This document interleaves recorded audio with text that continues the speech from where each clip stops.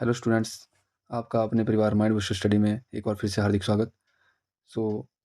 जैसा कि आप देख रहे होंगे, आज का जो मॉक टेस्ट है वो हिमाचल प्रदेश पुलिस कांस्टेबल परीक्षा के जीके मॉक टेस्ट 3 रहेगा। इससे पहले 2 मॉक टेस्ट अपलोडेड हो चुके हैं। जिन्होंने वो मॉक टेस्ट नहीं देखे हैं, वो जाके प्लेलिस्ट में जाके उन मॉक टेस्ट को देख सकते हैं। आप सबका बहुत प्यार मिला है उनमें। विदाउट वेस्टिंग आवर टाइम हम बढ़ते हैं अपने मॉक टेस्ट की तरफ। मॉक टेस्ट शुरू करने से पहले मैं आपको ये बताना चाहता हूँ कि ये मॉक टेस्ट बिल्कुल वैसे रहेगा जैसे आपका एग्ज़ाम होगा। तो आपने इसको बिल्कुल वैसे ही ट्रीट करना है जैसे आप एक एग्ज़ाम में बैठते हैं, ठीक है? और आप इस मॉक टेस्ट से बहुत सी चीज़ें सीखने जा रहे हैं। मुझे पता है ये सेशन बहुत ही खास होने वाला है, इसलिए करते हैं आज का सेशन शुरू। जो आज का फर्स्ट क्वेश्चन है वो है यूलाकांडा झील हिमाचल प्रदेश में किस स्थान पर स्थित है? कांगड़ा, लाहौल स्पीति, कुल्लू, किन्नौर। मेरे आंसर टिक करने से पहले आप अपना आंसर इसमें टिक कर लिया करो, चाहे वीडियो पॉज करके कर लिया करो, ठीक है? इसका जो राइट आंसर रहेगा वो रहेगा किन्नौर। थोड़ा सा इसके बारे में जान लेते हैं। ये जो यूलाकांडा झील है, ये आपकी रोरा वैली, देखो रोरा वैली आपने फर्स्ट टाइम सुना होगा। रोरा वैली ऑफ किन्नौर, किन्नौर में है, ठीक है? इसकी जो हाइट है वो 4257 मीटर फ्रॉम सी लेवल है। और यहाँ पे खास बात क्या है, क्यों ये क्वेश्चन मैंने आपको डाला है, यहाँ पे वर्ल्ड हाईएस्ट कृष्णा टेम्पल है। वर्ल्ड हाईएस्ट कृष्णा टेम्पल, पूरी दुनिया का सबसे ऊंचाई पर स्थित जो मंदिर है श्री कृष्ण भगवान का, ठीक है? और ये अगर कोई इसको मतलब अप्रोच करना चाहता है, यहाँ जाना चाहता है, तो ये 35 किलोमीटर फ्रॉम रिकांगपिओ है। रिकांगपिओ से 35 किलोमीटर, और ये 12 किलोमीटर का ट्रैक है जिसको हम यूला ट्रैक के नाम से भी जानते हैं। यूला ट्रैक बहुत ही बेहद खूबसूरत जगह है। सो बढ़ते हैं अपने नेक्स्ट क्वेश्चन की ओर।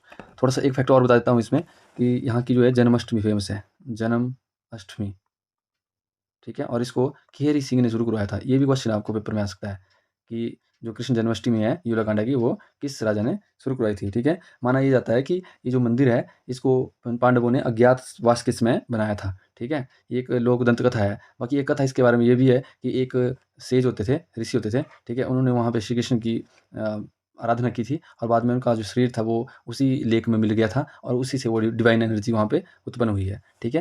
बढ़ते हैं नेक्स्ट क्वेश्चन की ओर।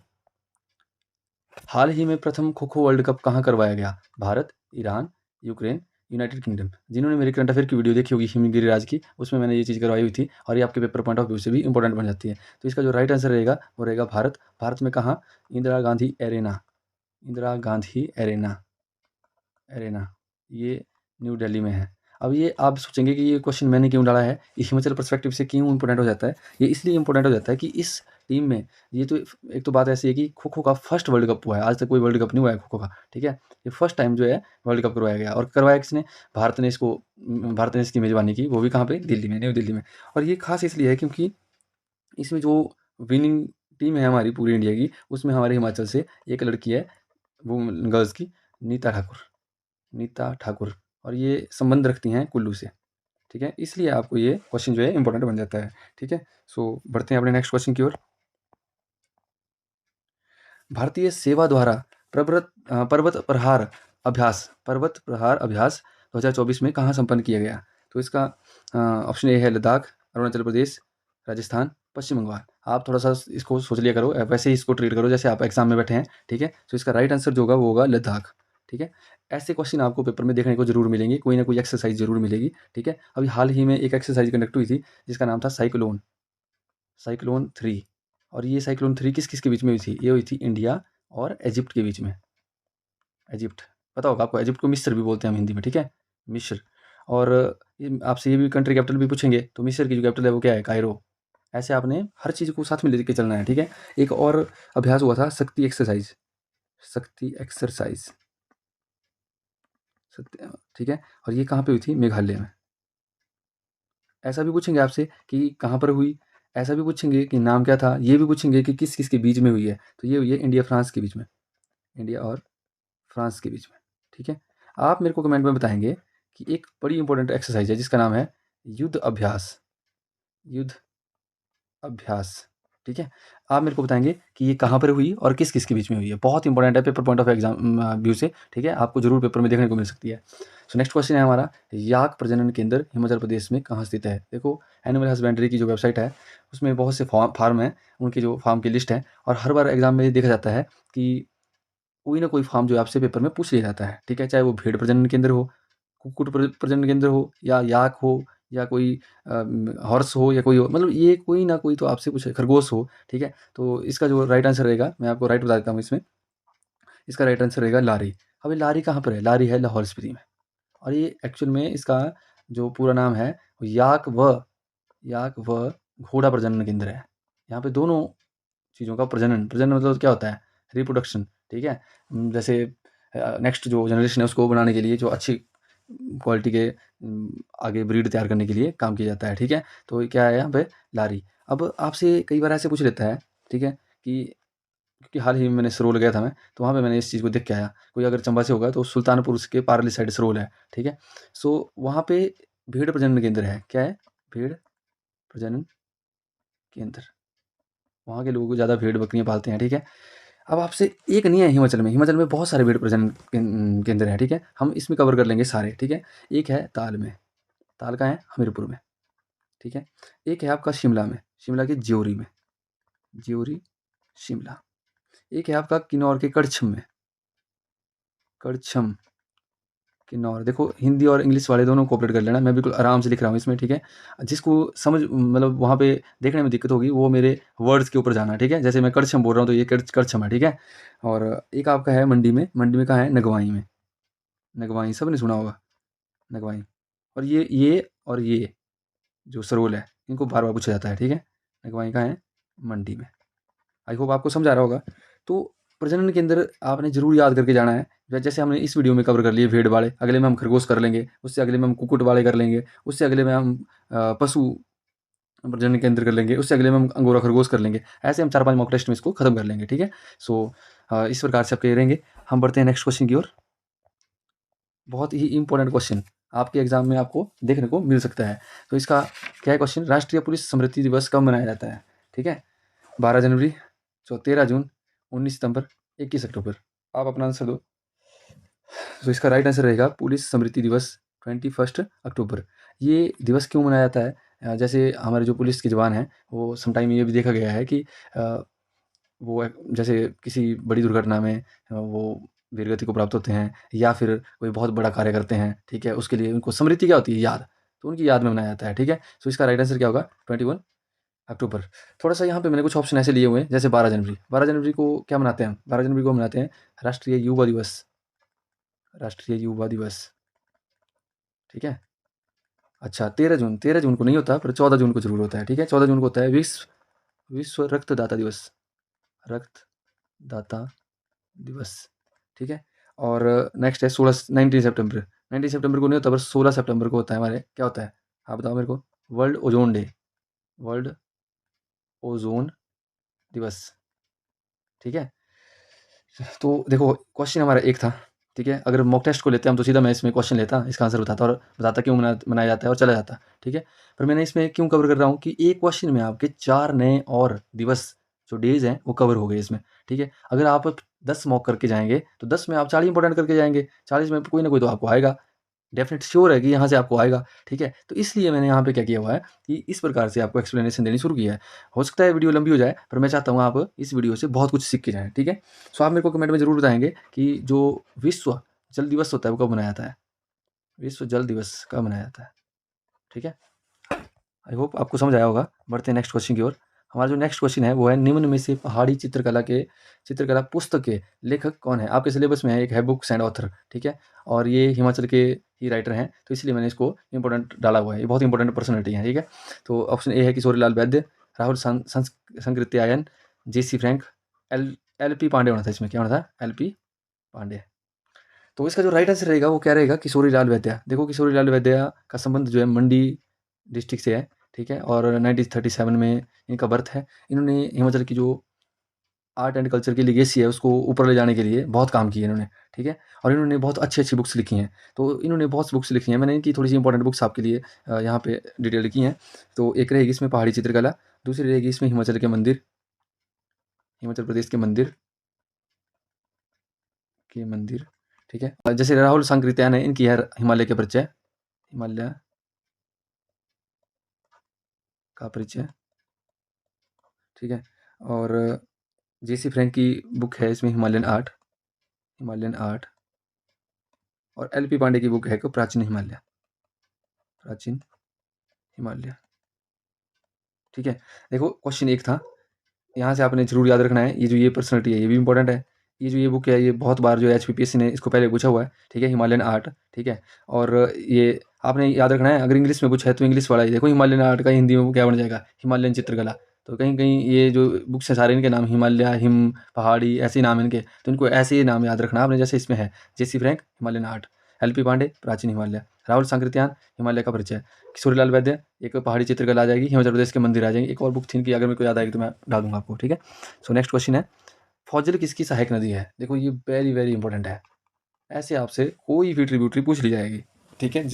ज़रूरी ये नहीं है कि फौजल आएगा, वहाँ पे कोई भी आ सकती है। तो आपने बड़े ही ध्यान से ट्रिब्यूटरीज को करके जाना है, और ट्रिब्यूटरीज को बिल्कुल बड़े खास तरीके से आपने क्या करना है, वहाँ पे जैसे ही क्वेश्चन पूछा जाएगा वहाँ से अटेम्प्ट करना है। आज से पहले भी जितनी बार पुलिस का पेपर हुआ है उसमें पिछली बार एक शायद मेरे को याद है कि उधर लारजी के बारे में पूछा गया था उससे, ठीक है, लारजी डैम। तो इसको हम थोड़ा सा समझते हैं। ये जो इसका राइट आंसर होगा वो इनमें से व्यास, चिनाब, रावी, यमुना में से व्यास होगा, ठीक है। और मैं थोड़ा टाइम तब देता हूँ आपको क्वेश्चन पढ़ने के बाद कि आप जो है अपना क्वेश्चन सॉल्व कर लें पहले, ठीक है। ये आपका बिल्कुल वैसे ही पेपर की तरह आपने इसको लेना है। तो आपके जो व्यास रिवर है वो आपकी शुरू होती है कहाँ से, व्यास कुंड से, और थोड़ी ऐसे चल के कांगड़ा में पहुँचती है। तो थोड़ी सी मैं इसको समझा देता हूँ आपको। ये है आपका व्यास कुंड, व्यास कुंड। पहली रिवर जो इसके इसमें आती है वो आती है आपकी सुलांग, सुलांग। और ये कहाँ मिलती है आपकी, पालचन में, ठीक है। शॉर्ट लिखूंगा मैं यहाँ पे, आपने ऐसे याद रखना। फिर आपकी आगे नेक्स्ट रिवर आती है इसमें फौजल, जो हमने ली हुई यहाँ पे, और ये कहाँ मिलती है आपकी पतलीकुल में, ये भी याद रखना है आपने, ठीक है। फिर उसके बाद आती है आपकी इसमें सरवरी, कौन सी आती है, सरवरी, ठीक है। और ये आपकी कहाँ मिलती है, ये मिलती है आपकी कुल्लू में, ठीक है। उसके बाद आपकी दो रिवर, जो एक मलाना, मलाना, और एक यहाँ से मनतलाई से पार्वती, पार्वती रिवर, ठीक है। ये दोनों मिलके आगे जाती हैं, और ये कहाँ मिलती है, भुंतर में, भुंतर में, ठीक है। फिर उसके बाद आपके दो और छोटी रिवर्स आती हैं, एक सैंज और एक तीर्थन, ठीक है। और ये आगे जाके बजौरा के पास मिल जाती हैं, ठीक है। फिर बजौरा से ये लीव करती है किसको, कुल्लू को, और किस में एंटर हो जाती है, मंडी में, मंडी में। देखो आपसे ये भी क्वेश्चन आएगा आपको कि जो ब्यास रिवर है वो कुल्लू को कहाँ छोड़ती है और मंडी में कहाँ एंटर होती है, तो कहाँ आएगा, बजौरा, क्या आएगा, बजौरा। बिल्कुल आराम से कवर करवा रहा हूँ मैं इसमें, आपको सब चीज़ें इसमें एकदम क्लियर हो जाएंगी। फिर आपको अगर नेक्स्ट इसमें जो इसकी ट्रिब्यूटरी आती है वो आती है उहल, UHL, उहल, उहल रिवर, ठीक है। ये बहुत बार पूछी गई है पहले। फिर निचली साइड से इसमें जाती है सुकेती, सुकेती खड्ड, ठीक है। और सुकेती खड्ड के बाद क्या होता है कि संधोल में, संधोल एक जगह है जहाँ पे जो है मंडी से हमीरपुर में एंटर हो जाती है, ठीक है। मंडी से हमीरपुर में कहाँ एंटर होती है, संधोल, संधोल में, ठीक है। तो अब जो हमीरपुर में जब एंटर होती है तो यहाँ पे हमीरपुर और कांगड़ा की ये बाउंड्री है, तो इसमें मैक्सिमम जो रिवर्स है वो ऊपर से आती हैं इसमें कांगड़ा से ही, ठीक है। जैसे ये होगी आपकी बिनबा, ठीक है। फिर आपकी आती है न्यूगढ़, न्यूगढ़। और उसके बाद आपकी आती है न्यूगढ़ के बाद एक लूनी और मूसी भी थी, इनको याद रखना, छोटी छोटी हैं, एक लूनी है और एक मूसी है, ठीक है। फिर आपकी बड़ी रिवर आएगी उसमें बनेर, बनेर, ठीक है। फिर नेक्स्ट आती है इसमें गज, चक्की, और देन लास्ट में जाके मिर्थल नाम की एक प्लेस है, मिर्थल, ठीक है। और मिर्थल से बाहर निकल जाती है, देखो मैंने इसके लिए बहुत टाइम लिया है, आपने इसको याद रखना है। मिर्थल से बाहर निकल जाती है, पंजाब में चली जाती है। तो इसका जो राइट आंसर रहेगा वो क्या रहेगा, इसका रहेगा व्यास रिवर, ठीक है। व्यास मैंने आपको टोटल करवा दी इसमें, और आपने इसको ध्यान रखना है। अगर किसी को बिल्कुल डिटेल में पढ़नी है तो हमारी एक प्ले लिस्ट है इसमें, HPGK वाई किरण मैम, ठीक है। वो टॉपिक वाइज जीके है, उसमें आपको बिल्कुल व्यास रिवर को बिल्कुल ऐसे करवाया हुआ है एकदम क्लियर तरीके से। आप मेरे को थोड़ा सा ये बताएंगे कमेंट बॉक्स में कि जो मियार नाला है, मियार नाला वो किस रिवर की सहायक नदी है, ठीक है। बढ़ते हैं नेक्स्ट क्वेश्चन की ओर। प्रसिद्ध लक्षणा देवी का मंदिर किस राजा ने बनवाया, आनंद चंद ने, मेरू वर्मन ने, संसार चंद ने, बाणसेन ने। देखो पेपर अटेम्प्ट करने की एक टेक्निक भी होती है, एक तो ये है कि किसी को फैक्ट याद है उसने किया, ट्रैक्टिक कर लिया, मेरू वर्मन, जो इसका राइट आंसर है। एक ऐसा व्यक्ति जिसको हल्का फुल्का आइडिया कि लक्षणा देवी कहाँ है, चंबा में, चंबा में जो डायनेस्टी थी उसके पीछे क्या लगता था, बर्मन, तो वो सीधा सीधा टिक मार देगा, ठीक है। ऐसा बहुत रेयर है कि किसी और डिस्ट्रिक्ट में जाके जो मंदिर हैं वो किसी और ने बनाया हो, जैसे कांगड़ा का कोई राजा है तो उसने बिलासपुर में मंदिर बनाया है, ये बहुत रेयर है, ठीक है। तो कांगड़ा के संसार चंद ने जजियार में वो किला बनाया था, छातीपुर किला बनाया था, ठीक है। तो इस प्रकार से बहुत रेयर फैक्ट्स हैं, पर आपने एग्जाम में अपनी चार मतलब पांचों ज्ञान इंद्रिया बिल्कुल खुली रखनी है, ठीक है। आपने बिल्कुल वैसे अटैम्प्ट करना है इसको, बिल्कुल एकदम अटेंटिव होकर अटैम्प्ट करना है इसको, ठीक है। तो इसका जो राइट आंसर रहेगा वो रहेगा मेरू वर्मन। थोड़ा सा मैं इसके बारे में आपको बता देता हूँ कि मैक्सिमम जो टेम्पल्स हैं वो किसने बनाया वहाँ पे, ठीक है। एक मंदिर है वहाँ पे मणि महेश मंदिर, मणि महेश, वो भी मेरू वर्मन ने बनाया हुआ है, ठीक है। एक मंदिर है वहाँ पे गणेश टेम्पल, फेमस टेम्पल है, वो भी उन्होंने बनाया हुआ है। एक मंदिर है वहाँ पे नरसिंह टेम्पल, नरसिंहा टेम्पल, वो भी उन्होंने बनाया हुआ है। जो मेन मंदिर हैं वो किसने बनाए हुए हैं? उन्होंने बनाए हुए हैं। और ये लक्षणा देवी जो है गॉडेस दुर्गा, गॉडेस दुर्गा माता को, दुर्गा माता को समर्पित है, ठीक है? आपने इसमें रखना, ध्यान रखना है। देखो मैं इंग्लिश और हिंदी मीडियम दोनों वालों के लिए क्या कर रहा हूँ, अगर मैं इंग्लिश में लिख देता हूँ तो मैं हिंदी से बोल देता हूँ, ठीक है? तो आपने इसको कोऑपरेट करके चलना है। मैं हिंदी में भी लिखता हूँ, इंग्लिश में भी लिखता रहता हूँ, ताकि दोनों जो आप वर्ग हैं उनको अच्छे तरीके से हेल्प मिल सके, ठीक है? अब थोड़ा सा और बताता हूँ इसके बारे में कि जो चंबा है, चंबा में सबसे पहले कौन से राजा हुए? वो सूर्यवंशी राजा थे। याद रखना इनकी जो लिनिएज है वो कैसी है, वो सूर्यवंशी उसके थे, ठीक है? सबसे पहले आए इनके मारू, मारू वर्मन 550 एडी में, ठीक है? मारू, मारू और मेरू में फ़र्क है, ठीक है?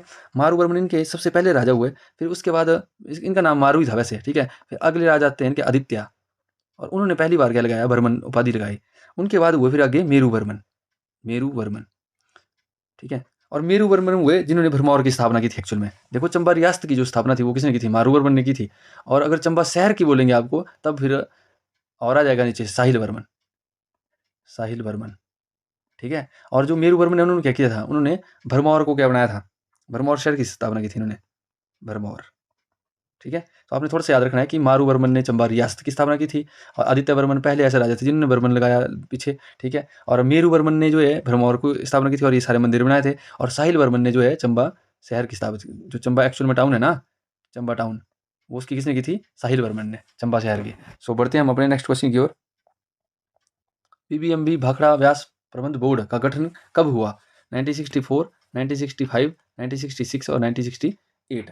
तो इसका जो राइट आंसर है वो रहेगा 1966। इसके पीछे में थोड़ी स्टोरी है, पर उस स्टोरी को बताने से पहले मैं बताता हूँ आपको कि जो बीबीएमबी है वो क्या काम करती है। बीबीएमबी का मतलब है कि भाखड़ा व्यास मैनेजमेंट बोर्ड। जो भाखड़ा बांध जब लगा तो उसमें और ब्यास रिवर में, ठीक है, एक लिंकेज बनाई इन्होंने। मतलब जो आपने देखा होगा कि मंडी से एक लिंक है सलापड़ के लिए, सलापड़ के लिए मंडी के पंडों से उन्होंने एक टनल बनाई हुई है, फिर उसके बाद नहर बनाई हुई है, ठीक है? और नहर से जो पानी गुजारा वो नीचे सतलुज रिवर में डाला हुआ है यहाँ पे, ठीक है? जब सतलुज रिवर पे आगे भाखड़ा डैम लगा तो पीछे भी और परियोजनाओं के काम चल रहे थे, तो उससे पीछे पानी रोका गया। जैसे ऊपर के जो शिमला में जो डैम्स थे, ठीक है? ऊपर के जो कड़छमागतू है या कोई और परियोजना है, ठीक है? उन डैम्स में संजय गांधी परियोजना है, ठीक है? तो उन डैम्स में जो पानी रोका गया तो इस डैम के लिए पानी पूरा करने के लिए जो है ब्यास से पानी किस में निकाला गया? सतलुज के लिए निकाला गया। तो इसको बोलते हैं हम ब्यास लिंक, व्यास लिंक। तो व्यास लिंक का काम किसने देखा? आज तक कौन देख रहा है उसको? बीबीएमबी देखती है उसको, ठीक है? तो बीबीएमबी का गठन कब हुआ? बीबीएमबी का गठन करने के पीछे एक रीज़न था कि जब भारत और पाकिस्तान अलग होते हैं, पार्टीशन हो जाता है, ठीक है? हम अलग हो जाते हैं, तो एक समझौता होता है, और समझौता किसको लेके होता है? वो होता है इंडस रिवर वाटर को, इंडस रिवर वाटर ट्रीटी। मतलब जो सिंधु नदी का जो पानी है उसको लेके एक समझौता होता है 1960 में। समझौता ये बोलता है कि अगर पंचनद जैसे बोला गया है, 5 नदियाँ जो हैं, ठीक है? कौन-कौन सी है 5 नदियाँ? जैसे झेलम, चिनाब और रावी, ब्यास, सतलुज। इन पाँचों में से रावी, ब्यास, सतलुज, रावी, ब्यास, सतलुज इनका पानी दिया जाएगा इंडिया को। ये बोला गया समझौते में। और चिनाब और झेलम का पानी दिया जाएगा पाकिस्तान को, ठीक है?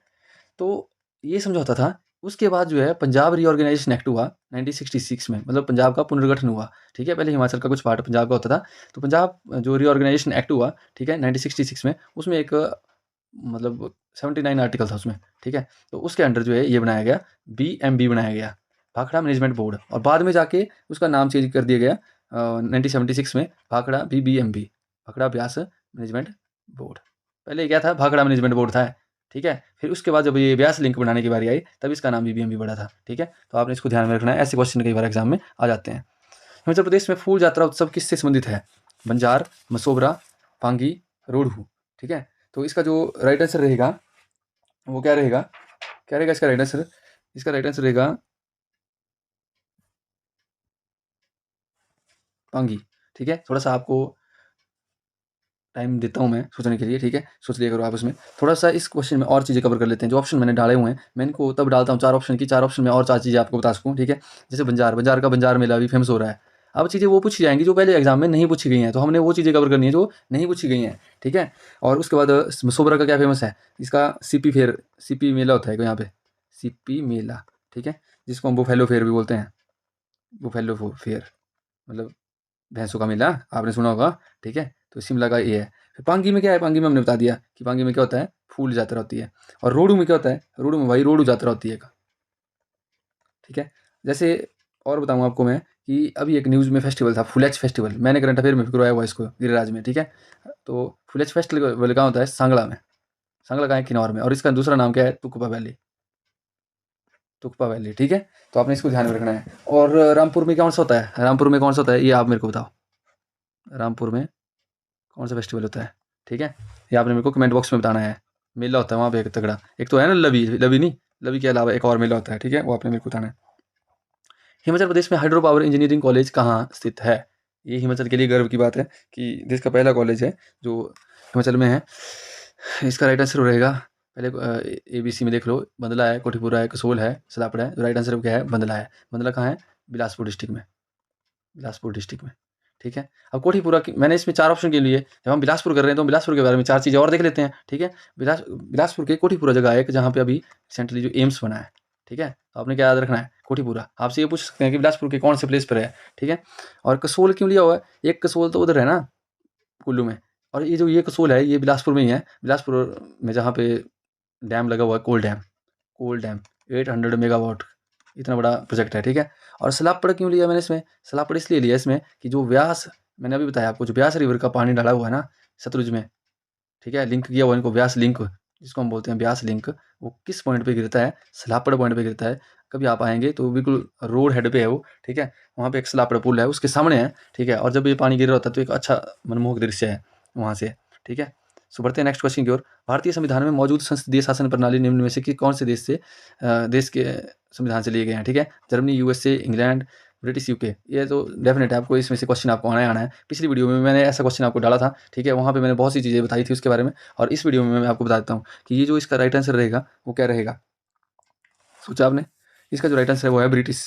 ठीक है, ब्रिटिश, UK। अब यहाँ पे मैंने इंग्लैंड भी लिया हुआ, ब्रिटिश, UK भी लिया हुआ। तो दोनों के बीच में मैं आपको थोड़ा सा डिफरेंस समझा देता हूँ कि जो ब्रिटिश, बहुत से बच्चे ऐसे हैं जिन्होंने ब्रिटिश को सुन लिया या इंग्लैंड सुन लिया, उनके लिए वो एक ही चीज़ है। नहीं, ब्रिटिश, UK अलग चीज़ है। क्यों, UK का मतलब है यूनाइटेड किंगडम। यूनाइटेड मतलब यूनाइट होके 4 कंट्रीज़ हैं जो यूनाइट हुई हैं आपस में। पहली इंग्लैंड, दूसरी वेल्स, तीसरी स्कॉटलैंड, स्कॉटलैंड, और चौथी आपकी नॉर्थर्न आयरलैंड, आयरलैंड। ठीक है। और इंग्लैंड अपने आप में एक कंट्री है। जब इंग्लैंड बोले तो आपने इंग्लैंड समझना है। ठीक है। और जब ब्रिटिश, UK बोले तो आपने 4 कंट्री समझनी है। इस प्रकार से अपना GK डेवलप करना है आपने, ताकि आपको जो देश विदेश हर चीज़ जो है उसकी क्लियरली नज़र आने लगे। ठीक है। तो इस वीडियो में हमने ये देखा कि भारतीय संसद जो मौजूद संसदीय प्रणाली है, पार्लियामेंट्री फॉर्म ऑफ जो गवर्नमेंट है, वो हमने यहाँ पे देखी।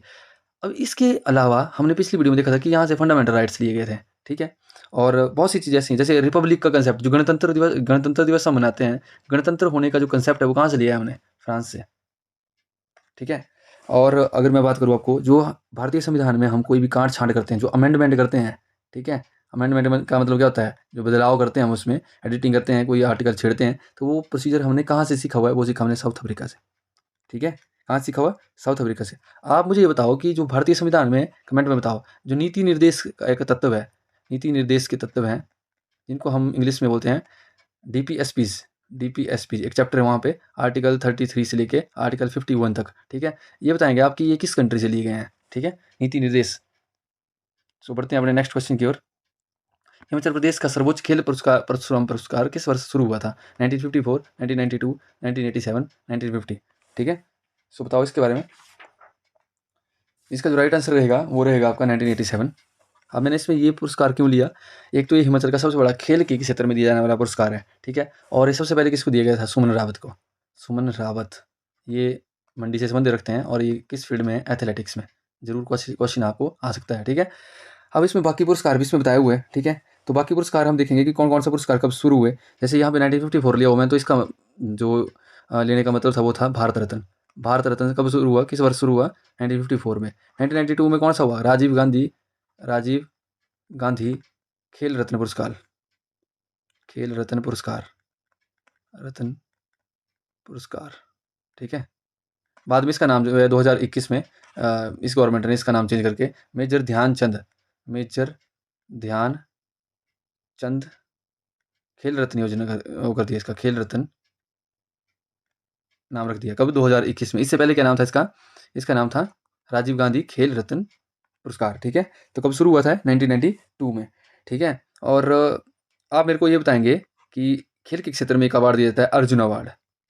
अर्जुन अवार्ड, मैं देखता हूँ आपको किस किस को आता है कि अर्जुन अवार्ड कब देना शुरू किया गया था, ठीक है। सो नेक्स्ट क्वेश्चन है हमारा, CSIR का पूरा नाम क्या है, ठीक है। Council of state international relation, council of state investigation and research, council of scientific and industrial research, council of secular Indian religion. देखो आपको एब्रीविएशन है उसमें टॉपिक, ठीक है। तो आपको वहाँ से एक फुल फॉर्म आनी है, मैं हर एक पेपर में आपको डाल रहा हूँ, ठीक है, जो मॉक बना रहा हूँ आपके लिए। तो इसका जो राइट आंसर रहेगा वो क्या रहेगा? Council of scientific and industrial research. थोड़ा सा इसके बारे में जान लेते हैं, इसका जो हेडक्वार्टर है वो कहाँ पे है? न्यू दिल्ली। इसकी एस्टैब्लिशमेंट, जब स्थापना इसकी कब हुई है? 1942 में। इसका काम क्या है? इसका काम है कि जो साइंटिफिक एंड इंडस्ट्रियल रिसर्च है उसकी ग्रोथ, ठीक है, प्रमोट करना, उसको प्रमोट करना है, ठीक है। तो आपने थोड़ा सा इसका ध्यान रखना है। आप मेरे को फुल फॉर्म बताओ इसरो की, किस किस को बताए इसरो की फुल फॉर्म किस किस को आती है, ठीक है। ईजी दे रहा हूँ, बिल्कुल ईजी। एक होता है ना, एक होता है ईजी, एक होता है मॉडरेट, एक होता है हार्ड, ठीक है। तो हार्ड लेवल के क्वेश्चन में बिल्कुल कम डाले हुए हैं, इसमें ईजी ईजी वाला क्वेश्चन दे रहा हूँ आपको, ठीक है। नेटो का मुख्यालय कहाँ पर स्थित है? क्या क्वेश्चन है? नेटो का मुख्यालय कहाँ पर स्थित है? नेटो बहुत सा न्यूज़ में रहा। नेटो क्यों न्यूज़ में रहा कि आपने देखा होगा कि नेटो की जो यूक्रेन है उसने नेटो की क्या ली थी? सदस्यता ली थी। और इससे जो है रसिया क्या कर रहा था, मतलब थोड़ा अपने आप को इनसिक्योर फील कर रहा था कि अगर नेटो इसके साथ हो जाता है तो कल को रसिया को खतरा हो सकता है, ठीक है। तो इसलिए ये न्यूज़ में रहा हुआ है, इसलिए मैंने इसका हेडक्वार्टर आपसे पूछा हुआ है, ठीक है। तो आप मेरे को बताओ, पेरिस, जिनेवा, न्यूयॉर्क और ब्रसेल्स, बेल्जियम, ठीक है। तो इसका जो राइट आंसर रहेगा वो रहेगा बेल्जियम। बेल्जियम जो है किसकी कैपिटल है? ब्रसल की। कंट्री एंड कैपिटल भी आपको आने हैं वहाँ पे, जैसे पेरिस किसकी है? फ्रांस की। जिनेवा, जिनेवा किसकी है? स्विट्जरलैंड की, ठीक है। आपको बिल्कुल हर चीज़ से बिल्कुल परिपक्व होकर चलना है, क्योंकि पेपर में कुछ भी पूछ सकता है, जो भी उसने टॉपिक्स आपको दिए हुए हैं, ठीक है, जो सिलेबस आपको मिला हुआ है। और न्यूयॉर्क की अगर बात करें तो हेडक्वार्टर ऑफ यूएन कहाँ है? हेडक्वार्टर ऑफ यूएन, ठीक है, न्यूयॉर्क। आपको बोला है उसमें कि एजेंसीज वो आपसे पूछेगा, ठीक है। और एजेंसी में क्या पूछेगा? इन चीज़ों में ऐसी चीज़ें पूछेगा वो कि जैसे उसके हेडक्वार्टर पूछ लेगा, कब बनाई गई थी, ठीक है। अगर जैसे हम जिनेवा की बात करें ना, जिनेवा में बड़े बड़े हेडक्वार्टर हैं, ठीक है। कौन कौन से यहाँ पे देखो, याद रखना है आपने। एक है यहाँ पे वर्ल्ड ट्रेड ऑर्गेनाइजेशन, ठीक है। एक है यहाँ पे वर्ल्ड हेल्थ ऑर्गेनाइजेशन, एक है यहाँ पे इंटरनेशनल लेबर ऑर्गेनाइजेशन, ठीक है। तो ये तो तीनों सीधे वहाँ पे आपने याद रखने। जैसे हम बात करते हैं IMF की, ठीक है, और वर्ल्ड बैंक की, ये दोनों आप मेरे को बताओ, ये कमेंट में आप मेरे को बताओ, ठीक है। ये तो बिल्कुल बच्चों वाले हैं। नेक्स्ट क्वेश्चन है हमारा, हिंद स्वराज की रचना, हिंद स्वराज किसकी रचना है? Sorry, Mahatma Gandhi, Lord Mountbatten, Satyanand Stokes, Nora Richard. इस प्रकार के क्वेश्चन जैसे बुक्स वाले आपको क्वेश्चन है वो आपको देखने को मिलेंगे पेपर में। इसका जो राइट आंसर रहेगा वो क्या रहेगा? महात्मा गांधी, ठीक है। ऐसे कोई व्यक्ति होगा जिसको इनके बारे में पता नहीं होगा, ठीक है। और इनकी ज़्यादा पुरानी हिस्ट्री में मैं नहीं जाऊँगा, पर इनकी कुछ बुक्स हैं जो इंपॉर्टेंट चीज़ें हैं, जो आपके पेपर पॉइंट ऑफ व्यू से बहुत इंपॉर्टेंट है। ये तो पर्सनली बहुत इंपॉर्टेंट है। तो इनका जो पहली बुक है वो है इनकी अपनी जीवन कथा, my experiments with truth. My experiments with truth, सत्य के साथ मेरे उपयोग। सत्य के साथ हिंदी में भी आ सकता है, सत्य के साथ मेरे उपयोग नहीं होगा, मेरे प्रयोग, मतलब जो एक्सपेरिमेंट्स हैं, ठीक है। और एक ये इनकी young India, young India, Hindi वालों के लिए लिख देता हूँ ऐसे, यंग इंडिया, ठीक है। और एक है इनकी ग्राम स्वराज, ग्राम स्वराज। देखो हिंद स्वराज भी लिखी इन्होंने, ग्राम मतलब गाँव का स्वराज, ठीक है। मेरे सपनों का भारत, यहीं पे मैंने आपको 8-10 बुक्स करवा देनी, मेरे सपनों का भारत, ठीक है। और एक है इनकी हरिजन पत्रिका। ये तो क्वेश्चन बड़ा फेमस है इनका। एक इनका पूछाती है नवजीवन, बिल्कुल नोट डाउन कर लो इनको अपने उस पर, ठीक है। आपको अगर एग्जाम में देखने को मिलेगी, बिल्कुल ऐसे क्लिक करके आ जाना, ठीक है। सो ये हमने देख लिया। और माउंटबेटन को आप जानते हैं, थोड़ा थोड़ा इनके हिंट बता देता हूँ आपको कि ये भारत के जो है आज़ाद भारत के पहले गवर्नर थे। सत्यानंद स्टोक्स कौन थे? ये इनका नाम एक्चुअल में क्या था, मैंने पिछली बार में बताया था आपको, Samuel Evans Stoke, Samuel Evans Stokes. और ये फर्स्ट जो एप्पल कल्टीवेशन की थी कोटगढ़ में वो इन्होंने की थी। नोरा रिचर्ड कौन थे? ये एक आयरिश लेडी थी, ठीक है। और यहाँ पे इन्होंने आर्ट के क्षेत्र में बहुत काम किया, और पंजाब यूनिवर्सिटी में भी ये रहे। इनको ग्रेगर लेडी ऑफ पंजाब भी मिला हुआ है अवार्ड, ठीक है। सो बढ़ते हैं नेक्स्ट क्वेश्चन की ओर। वीडियो थोड़ा लंबा हो जाएगा, इसके लिए आपसे माफ़ी है, पर ये आपके लिए मैं जो है इतना डिस्क्राइब करके जो है मॉक को बना रहा हूँ, ठीक है। अंतर्राष्ट्रीय योग दिवस कब मनाया जाता है? 21 जून, 4 फरवरी, 5 जून और 24 मार्च। इसका जो राइट आंसर रहेगा वो रहेगा 21 जून, ठीक है। और क्यों हम योग दिवस क्यों मनाते हैं? हम जो योग दिवस जो है योगा को एक अवेयरनेस के रूप में, लोगों को अवेयरनेस देने के लिए रूप में कि वो अपने हेल्थ के बारे में सचेत हों, तो इसलिए हम योग दिवस मनाते हैं, ठीक है। और ये 21 जून और भी एक इवेंट है, क्या इवेंट है कि नॉर्थन जो हेमिस्फीयर है हमारा, जो पृथ्वी है, उसकी जैसे जीरो वाली जो लाइन है, इक्वेटर लाइन है, इसके ऊपर जो है सबसे बड़ा दिन होता है, सबसे बड़ा दिवस। दिन मतलब जो है उसमें डे लाइट ज़्यादा देर रहती है, रात छोटी होती है, ठीक है। तो आपने इसको याद रखना है। और सबसे पहले जो है 2014 में मनाया गया है योग दिवस, ठीक है। उसके बाद हम बात कर लेते हैं 4 फरवरी की। 4 फरवरी को क्या मनाया जाता है? World cancer day, world cancer day. 5 जून को क्या मनाते हैं हम? ये तो सबको पता होना चाहिए, ठीक है। 5 जून को क्या मनाया जाता है, बताएंगे आप मेरे को कमेंट बॉक्स में, कमेंट में बताओ आप मेरे को, ठीक है। 24 मार्च की बात करें तो world TB day, world TB day, ठीक है। और 22 अप्रैल की बात करें अगर, थोड़ा मैं इंपॉर्टेंट बताता हूँ आपको। 22 अप्रैल, तो 22 अप्रैल को क्या है, वो आपका पृथ्वी दिवस, पृथ्वी दिवस, ठीक है। तो आपने याद रखना है, ये मेरे को कमेंट में बॉक्स में आप बताएंगे कि 5 जून को हम क्या मनाते हैं, ठीक है। सबको पता होना चाहिए। हमारा 18th क्वेश्चन है, यूक्रेन की राजधानी कौन सी है? कंट्री एंड कैपिटल आएगा क्वेश्चन, पहले मैं तो आपको ऐसे करवा रहा था, ये एक्चुअल में क्वेश्चन है, और मेरे को लगता है कि कहीं यही नहीं आ जाए आपको। क्यों? क्योंकि यूक्रेन बहुत न्यूज़ में रहा हुआ है, बहुत न्यूज़ में रहा हुआ है, ठीक है। तो इसकी जो कैपिटल है वो क्या होगी? कीव। थोड़ा सा मैं राइट आंसर डिस्कस करूँगा इसमें। बाकी जो ओडेसा है, ओडेसा भी कैपिटल के साथ सिटी है, वहाँ पे एक सिटी है यूक्रेन में, यूक्रेन की एक सिटी है, ये इनकी कैपिटल है, ठीक है। और बूचा, बूचा भी एक वहाँ की सिटी है, किसमें? कीव में ही। जो कीव मैंने लिया ऑप्शन में, इसमें अंदर एक सिटी है बूचा। और जुबा, जुबा क्या है? जुबा साउथ सूडान की, साउथ सूडान की कैपिटल क्या है? जुबा, ठीक है। आप मेरे को थोड़ा सा कमेंट बॉक्स में ये बताओ कि यमन की कैपिटल क्या है? ऐसी तैयारी होगी आपकी। अगर आप कमेंट नहीं करते हो, अगर आप नहीं पढ़ते हो, नहीं करते हो, तो पेपर नहीं निकलने वाला है, ठीक है। अगर पेपर निकालना है आपने तो बी सीरियस हो गए, एक एक चीज़ को सीरियस होकर लेना पड़ेगा, ठीक है। ऐसा नहीं है कि आप ये सोचेंगे कि वीडियो देखिए और निकल गया और ऐसे हो जाएगा। आप इन चीज़ों को अगर नोट नहीं करेंगे प्रॉपर कॉपी पे, इनको नोट नहीं करेंगे, इनके बारे में थोड़ा और खंगालेंगे नहीं, जो मैंने करवा दिया उसके बारे में तो आपको रिसर्च करने की जरूरत नहीं है, ठीक है। पर ये है कि आप जब यहाँ पे टाइप देख रहे हो पेपर का, उस टाइप में पढ़ना शुरू करो आप, ठीक है। जो नेक्स्ट क्वेश्चन है आपका, वो है आपका पेंसिलिन की खोज। देखो डिस्कवरी उसमें बोला हुआ था, तो उसमें एक क्वेश्चन ये भी आपके लिए, Alexander Fleming, James Watson, James Watt, Edward Jenner. तो पेंसिलिन है क्या, पहले थोड़ा सा ये समझा देता हूँ मैं आपको। जो पेंसिलिन है वो एक एक वैक्सीनेशन है, एक टाइप की, क्या है? एक वैक्सीनेशन है। ये जो बैक्टीरिया से जो रोग होते हैं, बैक्टीरिया से जो इन्फेक्शन क्रिएट होता है, उसको ख़त्म करने के लिए यूज़ करते हैं हम, ठीक है। क्या? पेंसिलिन को। तो इसकी खोज किसने की थी? इसकी खोज की थी अलेक्जेंडर फ्लेमिंग ने 1928 में। वेरी वेरी इंपॉर्टेंट है। जिसने 6वीं से लेकर 10वीं की साइंस बहुत अच्छे से पढ़ी है ना, उसने ये क्वेश्चन जरूर उसमें पढ़ा होगा कि अलेक्जेंडर फ्लेमिंग ने पेंसिलिन की खोज की हुई है 1928 में। अब और ऑप्शन भी है हमारे पास, तो इससे हम कवर कर लेते हैं, 4 और डिस्कवरीज बन जाएंगे हमारी, ठीक है, माइंड में। जेम्स वाटसन ने डीएनए का structure, James Watson and creek था, एक और बंदा था इसके साथ, क्रीक।